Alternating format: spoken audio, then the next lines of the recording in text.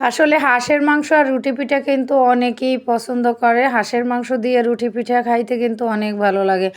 যারা তেলের পিঠা পছন্দ না করে এরকম অনেকেই আছে যারা মানে রুটি পিঠা দিয়া হাঁসের মাংসটা বেশি পছন্দ করে। আর শীতের সিজনেই বেশি কিন্তু রুটি পিঠা দিয়া হাঁসের মাংসটা বেশি খাওয়া হয়। আসসালামু আলাইকুম, বিসমিল্লাহির রহমানির রহিম। আশা করি আমার এই ভিডিওটা যে যেখান থেকেই দেখতেছেন আল্লাহর রহমতে ভালোই আছেন, আর মুইও আলহামদুলিল্লাহ ভালো আছি।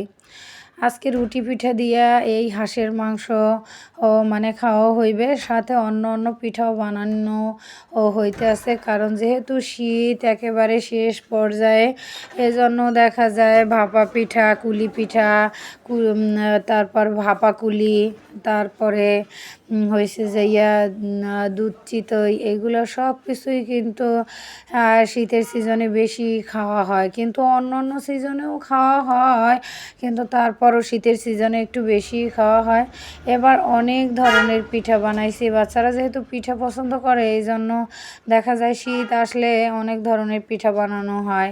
চিরুনি পিঠা, তারপরে ভাপা পিঠা, আর বেশি মানে বানানো হয় ভাপা পিঠা এবং দুধ চিতই পিঠা এইগুলা। যাই হোক, যখনই হাতে একটু সময় থাকে বাচ্চাদেরকে একটু ভালো মন্দ রান্না করে খাওয়ানোর জন্য চেষ্টা করি, কিন্তু সব সময় তো আর হয় না, অনেক কাজের মধ্যে ব্যস্ত থাকা হয়, এজন্য সব সময় হয় না। এর ভিতরে তো এরকমও হয়েছে যে বাজারটা করতে গেলেও অনেকটা মানে সময় লাগবে, এই জন্য দেখা যায় যে বাজার করতে যাওয়া হয় না। দেখা যায় সপ্তাহ পর এক সপ্তাহ চলে গেলে তারপরে আবার একদিন যাওয়া হয়, এই আর কি। আর এইখানে কিন্তু এখন আমি নারিকেল মিঠা খুব সুন্দর করে একটু টালা দিয়া, তারপরে কিছুটা চালের ছাতু বানাই নিছি। এটা দিয়া কিন্তু আমি এই পুরটা বানাবো, যেটা ভাপা কুলি পিঠা বানাবো।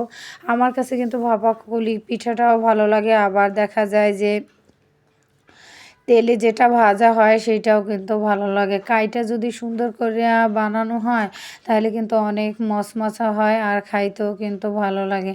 বাচ্চারা না সব ধরনের পিঠাই অনেক পছন্দ করে, কিন্তু বানাইতে গেলে একেবারে এতটা অস্থির লাগে। সব সময় তো আর ধৈর্য ধইরা তারপরে একা বানানো সম্ভব না। মাঝে মধ্যে দেখা যায় ওদের হাতেও হেল্পটা নেই, যে আমার সাথে একটু তোমরা এই সাহায্য করো।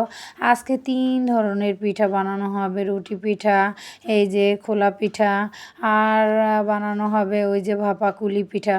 তো একে একে করে সবগুলাই আমি বানানো শুরু করে দিছি। আর ফাঁকে কি করব, একটু সন্ধ্যার নাস্তা, এই জন্য পরোটা ভাজা তারপরে ডিম পোস্ট করে বাচ্চাদেরকে দিব, এই জন্য সেই প্রসেসিংটাও করতেছি। আজকে অনেকটা দেরি হয়ে গেছে সব কাজ করতে করতে, এখন মানে এতটাই ক্লান্ত, তার ভিতরে আবার এই ৩-৪ রকমের পিঠা বানানো। তো সব কিছু মিলাইয়া একেবারে নাজেহাল অবস্থা। কিছুই করার নাই, কারণ দেখা যায় যে প্রতিদিন তো আর করা হয় না। যখন আর কি করতে শুরু করি তখন মনে চায় যে আজকে সব ধরনের পিঠাই একবারে বানাই ফেলাই। আবার মাঝে মধ্যে এরকম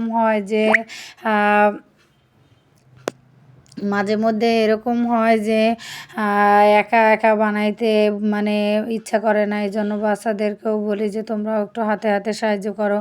তো যখনই যে কোনো পিঠা বানাই না কেন ওরাও হাতে হাতে আমার সাথে সাহায্য করে, এজন্য বেশি প্যারা হয় না আর বেশি কষ্টও লাগে না। কিন্তু সকাল থেকে আজকে অনেক কাজ করছি, তারপরে আবার এই পিঠাগুলা ধৈর্য সহকারে বানানো হইতেছে। আর আজকের এই ভাপাকুলি পিঠা বানানো এটা যদি সুন্দর না হয় তাহলে পিঠাগুলোও কিন্তু ভালো হয় না, আর ফাইটা যায়। আর সে মানে সেদ্ধ বসাইলেও ফাইটা যায়, আবার তেলে দিলেও অনেক সময় ফাইটা যায়।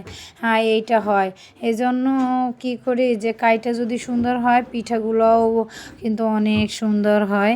আর পিঠেগুলো কিন্তু মানে সুন্দরভাবে বানানো হইলে কিন্তু দেখতেও ভালো লাগে। বাচ্চারা বাচ্চারা না যেদিন পিঠা বানাই সেই দিন কিন্তু বাচ্চারা অনেক খুশি হয়। আজকে এই পিঠা বানাইবে, ওই পিঠা বানাইবে, মানে এতটা খুশি।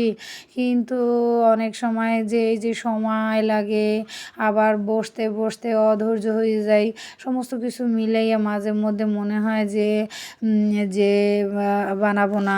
আবার মাঝে মধ্যে ওদের খুশি দেখলে মনে হয় যে না, একটু কষ্ট হইলেও একটু রেডি করে দেই, ওরা ওদের মতো করে তারপরে যেহেতু পছন্দ করে খাবে। তো দেখা যায় আমার আজকের পিঠাগুলো কিন্তু সবগুলা বানানো সুন্দর হয়েছে। আর মানে এগুলো সবগুলাই সুন্দর হয়েছে। তো যে মানে কি পিঠা বানাইতে বসলে কয়েক ঘন্টা ভালোই লাগে বানাইতে, তারপরে মনে হয় যে এতটা অস্থির লাগে যে কখন শেষ হয়ে যাইবে। কিন্তু অনেক সময় দেখা যায় অনেকগুলো করা হয়ে যায়, সহজে শেষ হইতে চায় না, তখন আবার বিরক্ত লাগে। কিন্তু প্রথম প্রথম যখন শুরু করি তখন অনেকটা ভালোই লাগে। আর বাচ্চারা মানে দুই এক খোলা হইতে না হইতে যে খাওয়া শুরু করিয়া দেয়, কি আর বলবো। আর আজকের রান্না করছি এই যে চিংড়ি মাছ ভুনা করলাম টমেটো দিয়া, আর সাথে তো শুরুতেই হাঁসের গোশ রান্না করা হয়েছে, আর একটু মাছ ভুনা করা হইলেই হইয়া যাইবে। তো অনেক দিন দেখা যায় দুই এক দিন একেবারে 3-4 পদ করেও রান্না করা হয়, আবার দুই এক দিন দেখা যায় দুই এক পদ থাকে, আবার দুই এক দিন দেখা যায় এক পদও থাকে না। তো এরকম করেই দিনকাল চলতেছে। শুকুর আলহামদুলিল্লাহ আল্লাহ রাব্বুল আলামিনের কাছে অশেষ মানে মেহেরবান যে আল্লাহ যেমনই রাখছে অনেক ভালো রাখছে। তো টমেটো দিয়ে যদি মাছ ভুনা করা হয় তাহলে কিন্তু অনেক ভালোই লাগে। আর টমেটো আলু দিয়া ছোটো মাছের চচ্চড়ি কিন্তু আরও ভালো লাগে। আমি না প্রত্যেক বছর টমেটো সংরক্ষণ করার জন্য টমেটোর সিজনে টমেটো কাইটটা তারপরে রাইখা দিই। এবছরও রাখছিলাম, তো এখন যেহেতু টমেটো উঠে গেছে তো ভাবতেছি যে এগুলো দিয়ে চাটনি বানাইয়া তারপরে বাচ্চাদের নিয়ে খাইয়ে ফেলাই। তো বাচ্চারাও কিন্তু চাটনি অনেক পছন্দ করে।